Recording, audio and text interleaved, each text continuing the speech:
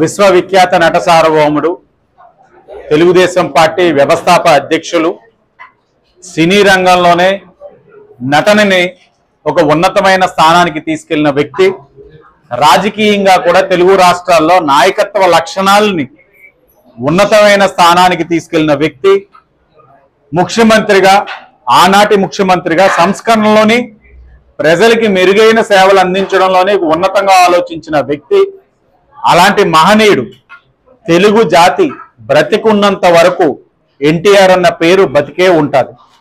అలాంటి గొప్ప వ్యక్తి యొక్క వర్ధంతి కార్యక్రమాన్ని ఈ రోజున రాజమహేంద్రవరంలో చేస్తా ఉన్నాం.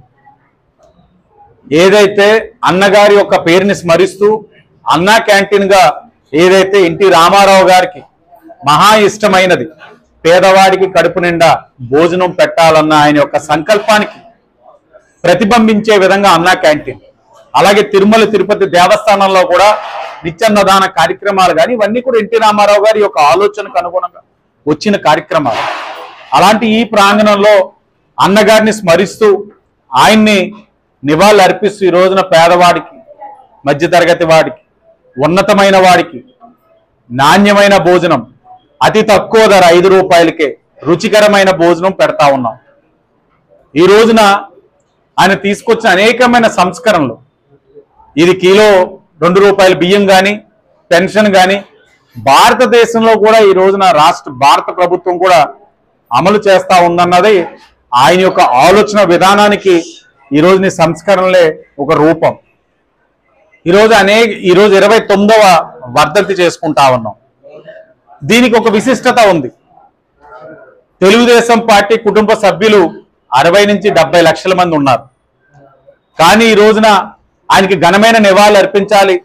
ఎన్డీఏ కూటమి ఈరోజు అధికారంలోకి వచ్చింది. ఈరోజు అన్నగారి యొక్క ఆలోచనకు అనుగుణంగా ఈ ప్రభుత్వం పనిచేస్తా ఉంది. అలాగే తెలుగుదేశంలో కూడా అన్నగారిని గౌరవించే విధంగా నివాళులు అర్పించాలని ఈ రోజున 1 కోటి సభ్యత్వాన్ని పూర్తి చేసుకొని ఈ రోజున 1 కోటి మంది పసుపు సైనికులు, ఏదైతే దీనికి కారణమైన తెలుగుదేశం పార్టీ జాతీయ అధ్యక్షులు ప్రధాన కార్యదర్శి ఆలోచనకు అనుగుణంగా 1 కోటి మంది పైన పసుపు సైన్యం ఈ రోజు అన్నగారికి ఘనమైన నివాళులు అర్పిస్తా ఉన్నారు. ఇది చిన్న విషయం కాదు. 1 కోటి మంది సభ్యత్వాలంటే కేవలం అన్నగారికి ఘనమైన నివాళులు అర్పిస్తూ ఈరోజు తెలుగుదేశం పార్టీ తెలుగు జాతి కోసం, తెలుగువాడి పౌరుషం కోసం ఏ విధంగా అన్నగారి యొక్క స్ఫూర్తితో ముందుకు అడుగులు వేస్తా ఉందన్నది కూడా రాష్ట్ర ప్రజలు తెలియచేయడానికి కోసం ఈ రోజున ఈ కార్యక్రమం 1 కోటి సభ్యత్వాలను తీసుకోవడం కూడా జరిగింది. తప్పకుండా అన్నగారి యొక్క స్ఫూర్తితో ఈరోజు ఎన్డీఏ కూటమి పనిచేస్తుంది.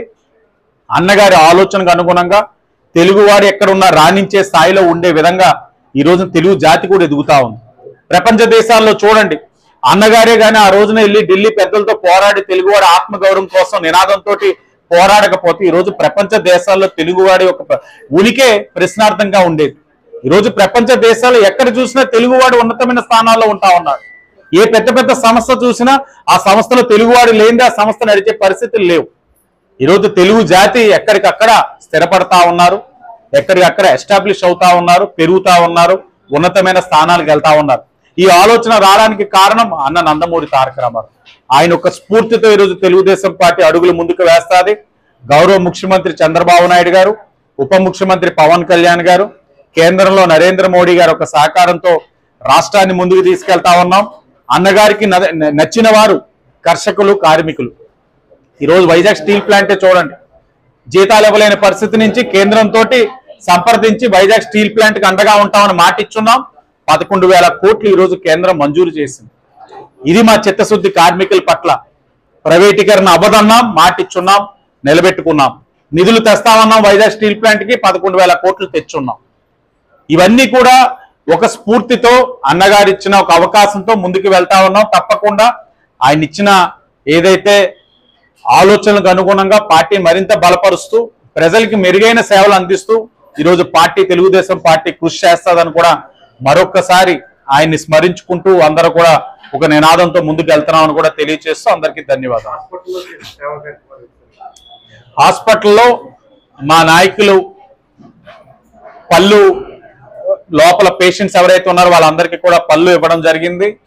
ప్రతి ఒక్కరిని కూడా ఆప్యాయంగా పలకరించి ఏ విధంగా ఉన్నాయి లోపల సేవలు, ఇంకా మెరుగైన వైద్యం అందించడానికి ఏ విధంగా చేయాలని దాని మీద కూడా ఒకటి అన్నగారిని స్మరిస్తూ ఆయన ఇచ్చిన అవకాశంతో ఈ రోజున ఒక యువ నాయకుడిగా ఒక బడుగు బలహీన వర్గాలకి సంబంధించిన నేతగా ఏదైతే స్థానిక సంస్థల్లో రిజర్వేషన్ కల్పించినప్పుడు ఆ రోజున నా తల్లి మేయర్గా అయ్యారు.